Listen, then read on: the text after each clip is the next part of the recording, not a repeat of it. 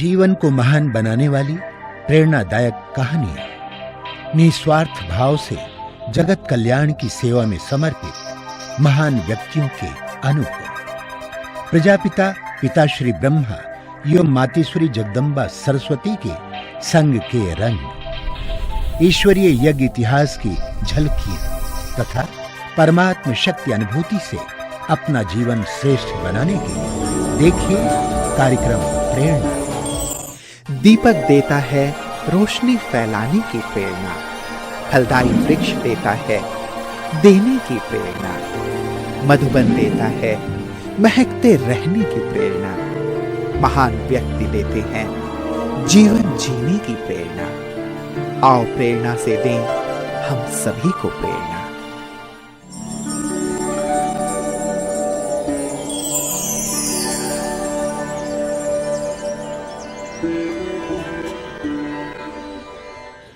नमस्कार, आइए प्रेरणा कार्यक्रम में आपका हार्दिक स्वागत है। साथियों, इस कार्यक्रम में हम आपकी मुलाकात कराते हैं ऐसी प्रेरणादायी हस्तियों से जिनका संपूर्ण व्यक्तित्व निस्वार्थ सेवा करने और जीवन को दिव्य बनाने की प्रेरणा देता है। ये वो महान आत्माएं हैं जो आध्यात्म के पथ को अपनाकर ईश्वरीय प्रेम का रसपान करते हुए जन जन को ईश्वर के सानिध्य का अनुभव करा रही हैं। हमें आशा ही नहीं, पूर्ण विश्वास है कि आप भी इन दिव्य विभूतियों के अनुभवों से प्रेरणा प्राप्त कर अपना जीवन श्रेष्ठ और सफल बनाएंगे। तो लीजिए, प्रस्तुत है कार्यक्रम प्रेरणा।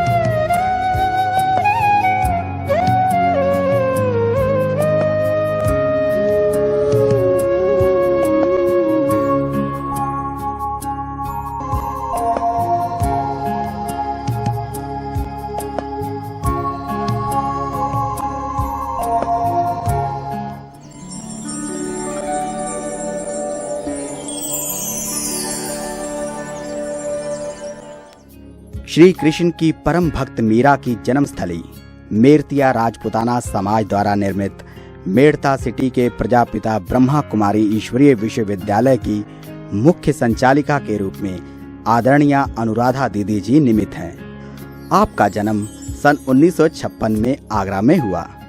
आपके पिताजी पेशे से वकील थे। बाल्यकाल से आपको खेलकूद, पढ़ाई और पाक कला में बेहद रुचि रही। नम्रता, सहनशीलता, सच्चाई, सफाई और कर्मणा सेवा, परोपकारी भावना आदि गुण आप में विशेष हैं। आपको यह ईश्वरीय ज्ञान सन 1963 में मात्र 9 वर्ष की अल्पायु में आगरा सेवा केंद्र से प्राप्त हुआ। बाबा की अलौकिक पर्सनैलिटी और बहनों के रूहानी प्यार से प्रभावित होकर आपने भी अपना जीवन प्रभु को समर्पित करने का संकल्प लिया। आपको पहली बार सन 1963 में शिव पिता के साकार माध्यम पिता श्री ब्रह्मा बाबा से दिल्ली में माथुर जी की कोठी पर और फिर सन 1964 में ज्ञान की देवी मातेश्वरी जगदम्बा सरस्वती से मधुबन में मिलने का सौभाग्य प्राप्त हुआ। मम्मा बाबा की साकार पालना और वरिष्ठ दादियों के दिशा निर्देश से आपने सन 1969 से दिल्ली, हैदराबाद, रांची, बॉम्बे, आगरा, ग्वालियर, भोपाल, जयपुर, अजमेर, ब्यावर आदि सेवा स्थानों पर सेवा करते हुए सन 1992 से मेड़ता सिटी की ईश्वरीय सेवाओं को आगे बढ़ा रही हैं। विश्व परिवर्तन के इस महान कार्य में आपने अनेकानेक जन जागृति के कार्यक्रम जैसे ग्रामीण जागृति अभियान, रथ यात्रा, तनाव मुक्ति शिविर, शांति यात्रा, महिला जागृति अभियान, बाल विकास शिविर आदि विभिन्न प्रकार के सेमिनारों का सफल आयोजन किया। वर्तमान समय एक सेवा केंद्र, 5 गीता पाठशालाओं में 400 से भी अधिक ब्रह्मावत्स रोजाना ज्ञान मुरली श्रवण कर अपना जीवन कमल पुष्प सम पवित्र बना रहे हैं।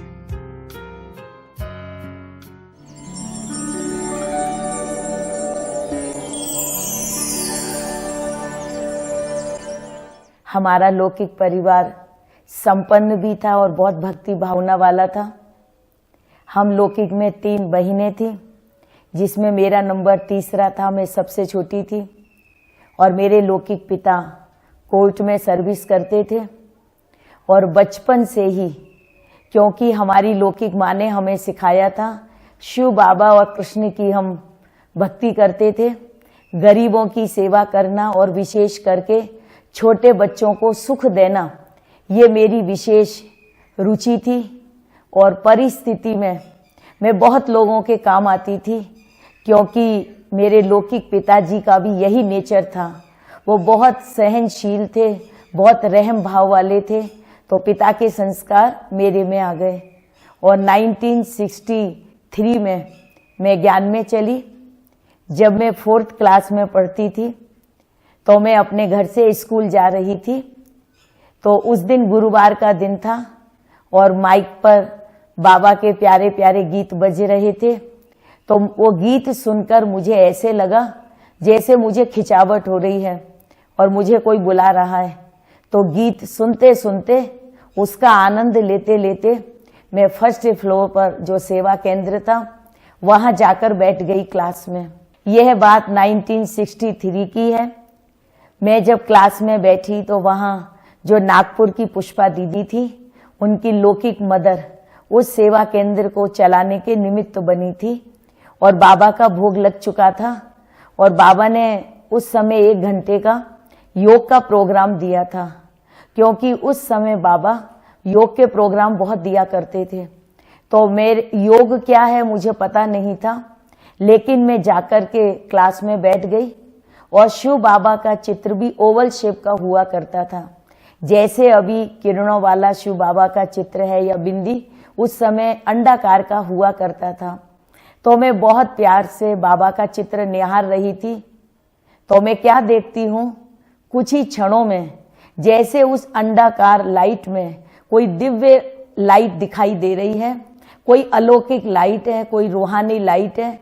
और काफी देर तक मुझे वो चैतन्य लाइट दिखाई देती रही।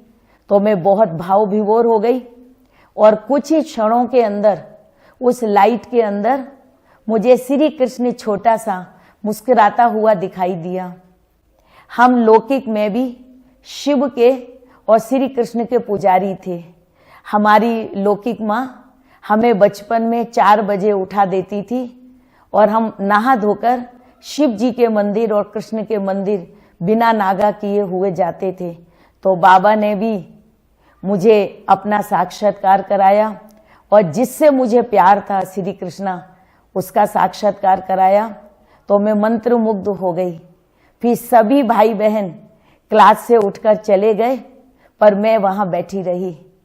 तो वहां की दीदी ने कहा, बच्ची तुम कहाँ से आई हो, तुम जाओगी नहीं?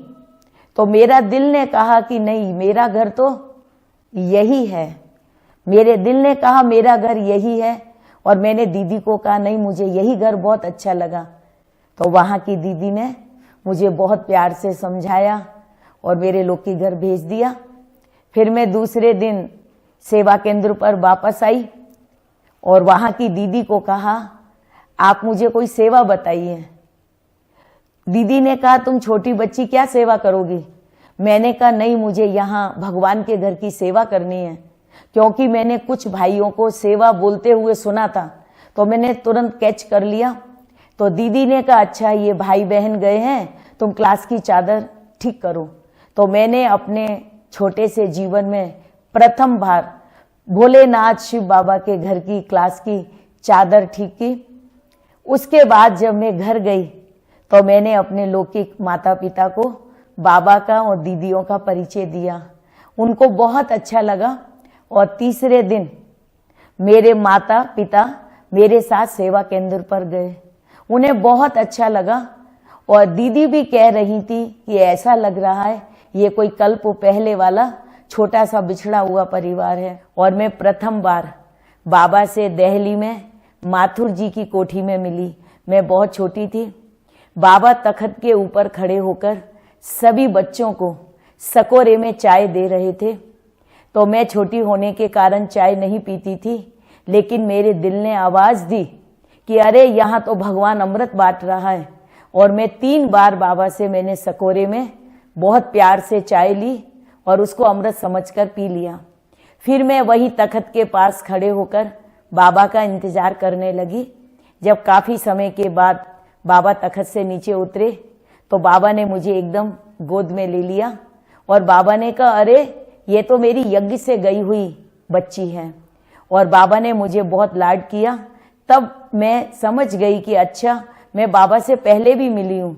और बाबा से मिलने के बाद मुझे ये आभास हुआ कि मेरा संसार जो कुछ भी है वो बस ये बाबा ही है। आंखों में बाबा तेरी जाने हैं कितने जलवे, आंखों में बाबा तेरी जाने हैं कितने जलवे, देखा है हमने इनसे जग को निहाल करते।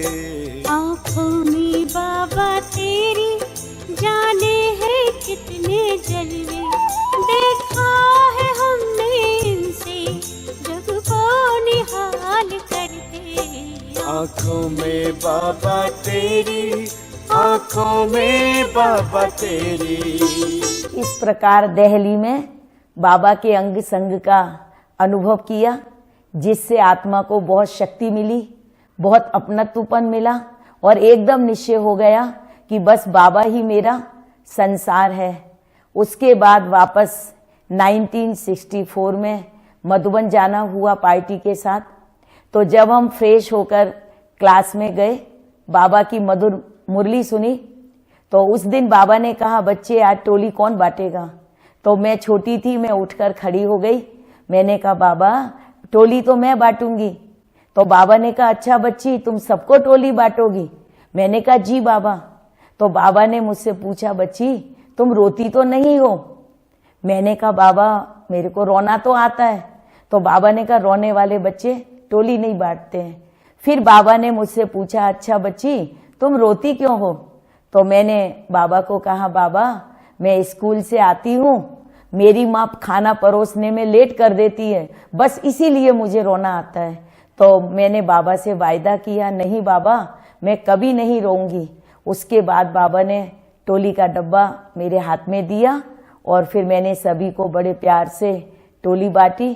तो मेरे जीवन में परिस्थितियां तो बहुत आई, लेकिन बाबा से किया हुआ वायदा मुझे सदा जीवन भर आज तक याद है। कितनी भी बड़ी परिस्थिति हो, मैं कभी भी घबराती नहीं हूँ। बाबा मेरे साथ है और मेरे को रोना भी नहीं आता है। तेरा वो प्यार है बाबा जो समझाया नहीं जाता। तेरा वो प्यार है बाबा जो समझाया नहीं जाता। बरस जाता है नैनों से वो बतलाया नहीं जाता।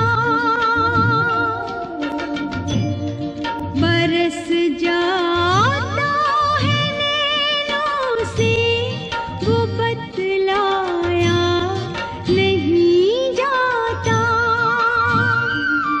तेरा वो प्यार है बाबा जो समझाया नहीं जाता।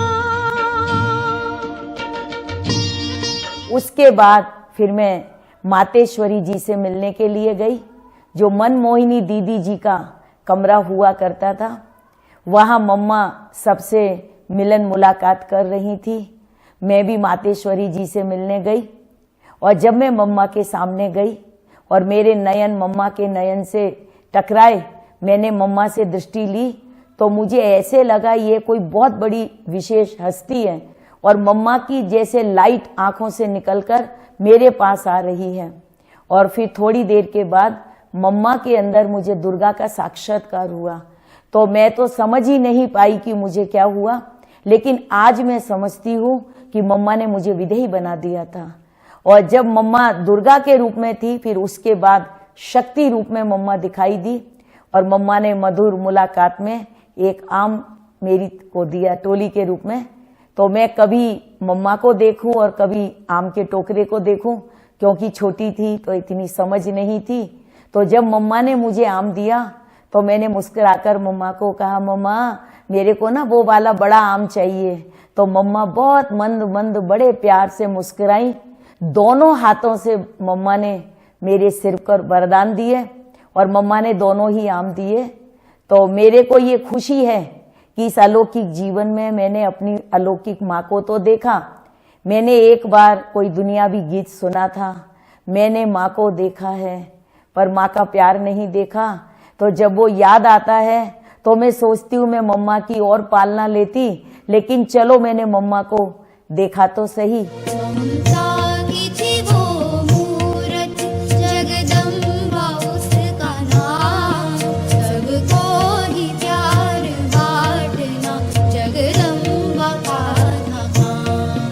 ममता की थी वो मूरत, जगदम्बा उसका नाम, सबको ही प्यार बांटना जगदम्बा का था काम। ममता की थी वो मूरत। इस प्रकार मुझ आत्मा ने मम्मा से भी मंगल मिलन बनाया और मम्मा से मैंने सीखा कि बाबा की श्रीमत में सदा हमें कैसे हांजी हांजी का पार्ट बजाना है। क्योंकि मम्मा से कभी कोई भूल होती ही नहीं थी, लेकिन तो भी मम्मा कहती थी, बच्चे अगर कोई भी कभी छोटी मोटी भूल आपसे हो जाए तो जीवन में कभी दोहराना नहीं। तो ये मैंने मम्मा से सीखा कि सदा मैं यही याद रखूं कि हुक्म ही हुक्म चला रहा है। प्राण प्यारा बाप दादा मुझे जैसे चलाए बस मुझे वैसे ही चलते रहना है। मुझे परमत या मन मत का सहारा कभी भी नहीं लेना है। फिर जब विदाई की घड़ी आई वह तो बहुत ही दुखदाई लगी। बाबा बड़ के पेड़ के नीचे खड़े थे, सफेद रुमाल हिला रहे थे और मैं अपने माता पिता और पार्टी के साथ थोड़ा आगे बढ़ रही थी और मेरे को ऐसे लगा जैसे मेरे प्राण तो बाबा में अटक गए और मैं कभी आगे बढ़ूं, कभी बाबा को देखूं, कभी आगे फिर कभी बाबा को। तो मुझे लगा ये शरीर तो नश्वर चल रहा है, प्राण तो मेरे पीछे पेड़ के नीचे ही रह गए बाबा के पास। फिर मैं सड़क पर लेट गई और रोने लगी। अपने माता पिता को कहा मैं अपने बाबा को छोड़कर कहीं नहीं जाऊंगी। तो मेरे माता पिता मुझे वापस बाबा के पास लेकर गए। बाबा ने मुझे बहुत बहुत प्यार किया और बाबा ने कहा, बच्ची अभी तुम्हें पढ़ाई करने के लिए जाना है, फिर बाबा तुम्हें अपने पास अवश्य रखेगा। ऐसे बाबा ने मुझे धीरज दिया और बाबा का धीरज लेते हुए मैं वापस आगरा गई। उसके बाद फिर मैं 66 में बाबा से मिलने मधुबन आई और बाबा से जब मैं मिल रही थी कुटिया में तो मैं 3 बार बाबा से मिली। पहली बार तो आगरा की पार्टी के साथ मिली, फिर सभी चले गए। तो मैंने सोचा ऐसे मीठे बाबा से तो बार बार मिलना चाहिए। तो वहाँ मनमोहिनी दीदी जी बैठी थी, तो मैं मनमोहिनी दीदी के पास बैठ गई और जब कहीं की दूसरी पार्टी आई तो मैं फिर दोबारा बाबा से मिलने गई। फिर भी मैं बैठ गई। फिर मनमोहिनी दीदी ने कहा, बच्ची अभी आप जाओ, पर मेरा मन बाबा को छोड़ने का नहीं कर रहा था। फिर जब तीसरी पार्टी आई तो मैं जल्दी से बाबा से मिलने गई तो बाबा ने हाफ स्वेटर पहना हुआ था, सफेद बटन लगे हुए थे। तो मैंने देखा बाबा ने एक हाथ अपने बटन पर रखा, स्वेटर के बटन पर, और एक हाथ से मुझे गले लगाया और बाबा ने कहा, अरे बच्ची के बटन छुप जाएंगे। जैसे ही मैंने बाबा के मुखार विंद से सुना, अरे मेरी बच्ची के बटन चुभ जाएंगे, बस मैंने रोना शुरू किया और बहुत समय तक बाबा को छोड़ा नहीं। इतना प्यार करेगा कौन, बाबा करता जितना। वास्तव में बाबा सर्व संबंधी है। अमर कहानी ब्रह्मा की, अमर कहानी ब्रह्मा की, स्वर्णिम दुनिया लाएगी, स्वर्णिम दुनिया लाएगी। उनकी त्याग तपस्या सेवा, उनकी त्याग तपस्या सेवा, शिव की झलक दिखाएगी, अमर कहानी ब्रह्मा की। मैंने बचपन से बाबा का, मम्मा का इतना प्यार पाया है, इसीलिए मैं 69 में जब समर्पित हुई, तब से लेके आज तक मेरे को कभी भी अपने लौकिक घर या लौकिक माता पिता की जीवन में एक बार भी याद नहीं आई। अपनी स्थिति को श्रेष्ठ बनाने के लिए मैं सदा यही सोचती हूँ, एक तो अमृत वेला कभी मिस ना हो, और बाबा को रोज हम लेटर लिखते रहें। अगर रोज बाबा को लेटर लिखते हैं तो हमारा मन सदा हल्का रहता है, और ये हमारा बेहद का परिवार है। यहाँ राजधानी स्थापन हो रही है, तो जैसे बाबा ने कहा, सी मदर और फादर, नोट सी ब्रदर और सिस्टर। अगर हम किसी भी आत्मा को देखते हैं, भाई या बहनों को, तो उसका हमारी स्थिति पर प्रभाव पड़ जाता है, और स्थिति खराब होती है तो हम योग युक्त भी नहीं रह पाते। तो इसलिए यदि हम ये बात अपने जीवन में पक्की कर लें कि हमें सिर्फ बाबा को, बाबा सच्चा है, बाबा की मुरली सच्ची है और बाबा का यज्ञ सच्चा है, इसके आगे हमें किसी को भी नहीं देखना है, ना अपने से किसी को प्रभावित करना है और ना किसी से प्रभावित होना है। अगर हम प्रभावित करने और प्रभावित होने से मुक्त रहे तो हमारी भी स्थिति अच्छी होगी और हमारे साथ रहने वालों की भी स्थिति अच्छी होगी।